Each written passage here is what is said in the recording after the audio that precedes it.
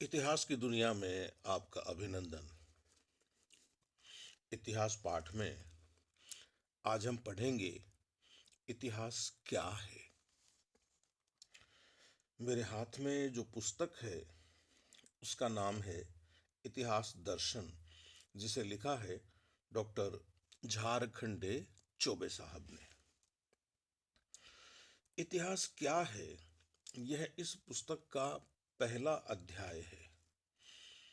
इस सिलसिले में अब तक हम 2 बार मिल चुके हैं और आज तीसरी बार मिल रहे हैं। लिखा हुआ है, अतीत का प्रत्यक्षीकरण संभव नहीं है। काम्टे ने जब प्रत्यक्षवाद का प्रतिपादन किया था तो उसका अभिप्राय था कि इतिहास एवं समाज शास्त्र में प्रत्यक्षवादी सिद्धांत का प्रयोग आवश्यक होना चाहिए। यह एक वैज्ञानिक विधा है जिसका अभिप्राय यथार्थ तथ्यों की गवेषणा तथा उसके आधार पर इतिहास लेखन करना। प्रोफेसर जेबी ब्यूरी ने कहा है कि इतिहास विज्ञान है, न कम और न अधिक। अधिकांश वैज्ञानिक विधाओं में आस्थावान इतिहासकारों ने विज्ञान की नवीन उपलब्धियों से प्रभावित होकर यह कहना प्रारंभ कर दिया कि विज्ञान की उपलब्धियों ने मानव समाज की धार्मिकता, अंतरिक्ष संबंधी रूढ़िवादी अवधारणाओं को समाप्त कर नवीन चेतना को जागृत किया है। मित्रों, एक बात मैं यहां कह देना चाहता हूं कि ये जो विदेशी दार्शनिक हैं, ये जब विज्ञान शब्द का प्रयोग करते हैं तो असल में वे साइंस शब्द का प्रयोग कर रहे होते हैं। हिंदी में हम उनके साइंस को विज्ञान कर लेते हैं। वस्तुतः विज्ञान कभी साइंस नहीं हो सकता। विज्ञान भारतीय अवधारणा है मित्रों, और साइंस यूरोपीय अवधारणा। भारतीय अवधारणा में विज्ञान का अर्थ बहुत व्यापक है और पश्चिमी अवधारणा में विज्ञान का अर्थ सीमित है। पश्चिमी अवधारणा केवल प्रयोगों पर आधारित है, जबकि भारतीय अवधारणा में विज्ञान मानव के कल्याण का साधन है, कल्याण का मार्ग है। भारतीय अवधारणा में विज्ञान साधन है तो साध्य भी है। खैर, अभी हम बात कर रहे हैं प्रोफेसर जेबी ब्यूरी की। ब्यूरी ने कहा है कि इतिहास विज्ञान है, न कम और न अधिक। अधिकांश वैज्ञानिक विधाओं में आस्थावान इतिहासकारों ने विज्ञान की नवीन उपलब्धियों से प्रभावित होकर यह कहना प्रारंभ कर दिया कि विज्ञान की उपलब्धियों ने मानव समाज की धार्मिकता, अंतरिक्ष संबंधी रूढ़िवादी अवधारणाओं को समाप्त कर नवीन चेतना को जागृत किया है। मित्रों, यह जो धार्मिकता की बात यहां लिखी हुई है, यह भी भारतीय धर्म के संबंध में नहीं है। यह बात यूरोप के रिलीजन के संबंध में है। हमारे यहाँ चंद्रमा, सूर्य और न जाने कितनी अंतरिक्ष शक्तियों को देव स्वरूप माना गया है, और यूरोप में इनके प्रति जो दृष्टिकोण है वह पूरी तरह अलग है। हम तो उनको देव स्वरूप मान रहे हैं तो वैज्ञानिक अवधारणा के अंतर्गत ही मान रहे हैं। इसलिए यूरोप के वैज्ञानिक यदि अपने साइंस के आधार पर भारत की धार्मिकता का खंडन करते हैं तो वह हमें मंजूर नहीं है। आगे लिखा हुआ है कि यदि वैज्ञानिक विधाओं का समुचित प्रयोग इतिहास अध्ययन में किया जाए तो अतीत संबंधी अनेक तथ्यों का रहस्योद्घाटन होगा, जो इतिहास की उपयोगिता में अवश्य वृद्धि करेगा।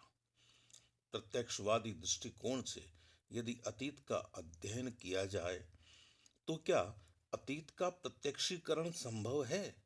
यह एक विचारणीय प्रश्न है।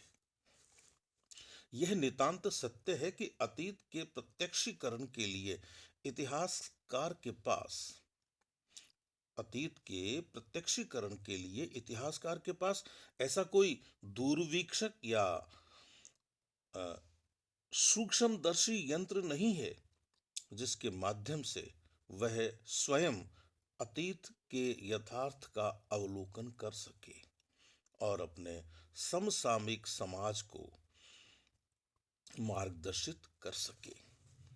यदि इतिहास समाज में रहने वाले मनुष्यों के कार्यों एवं उपलब्धियों की कहानी है, तो ऐसी परिस्थिति में अतीत के महापुरुषों की उपलब्धि संबंधी ज्ञान को कैसे प्राप्त किया जाए?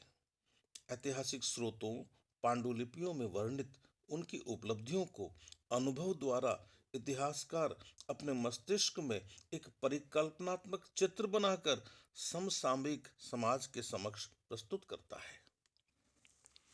रेनियर का अभिमत है कि प्रत्येक व्यक्ति के लिए अपने अनुभव के संस्मरण का सबसे अधिक महत्व है।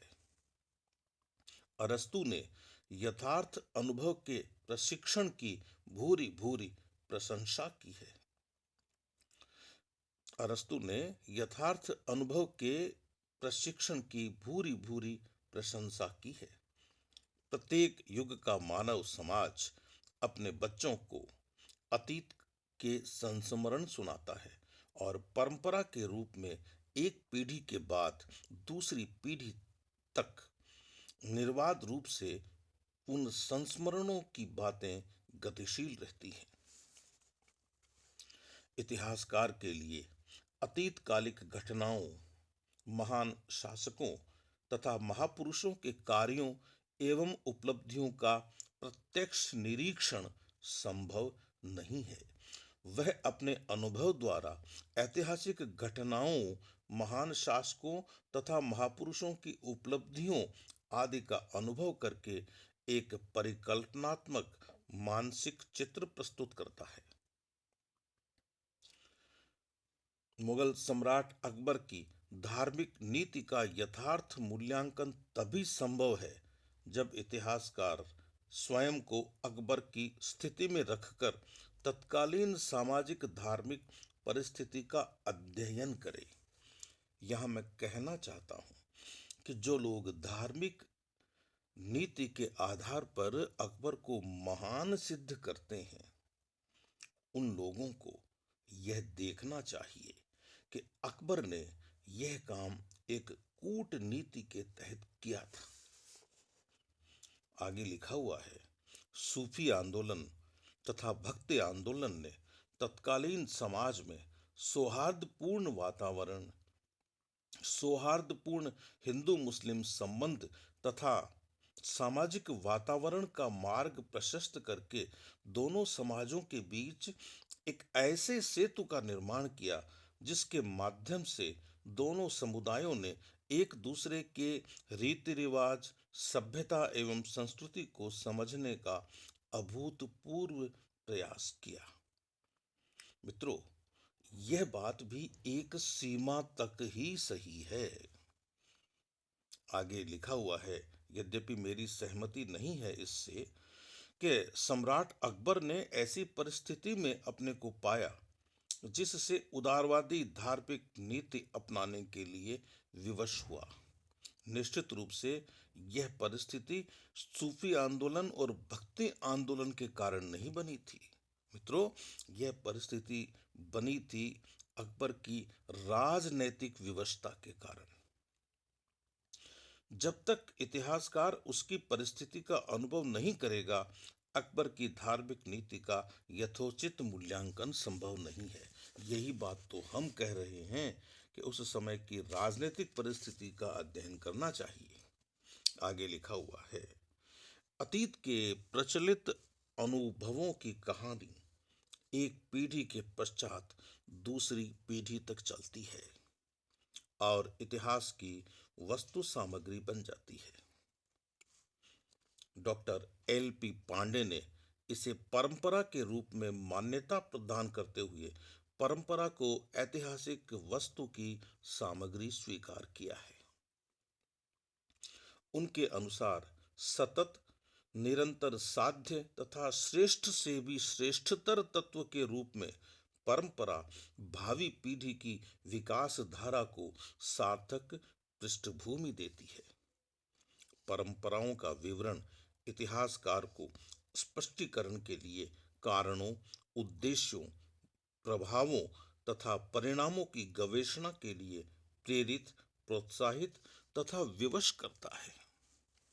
कहना चाहते हैं डॉक्टर एल पी पांडे कि जो परंपराएं हैं वे एक तरह से हमारे इतिहास की रचना का आधार बनती हैं, इतिहास लेखन का आधार बनती हैं।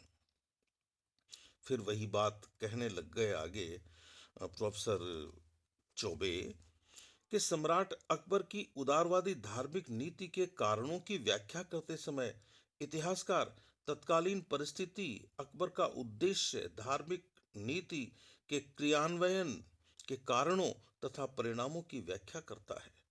इन सभी तथ्यों की अनुभूति इतिहासकार के लिए आवश्यक है।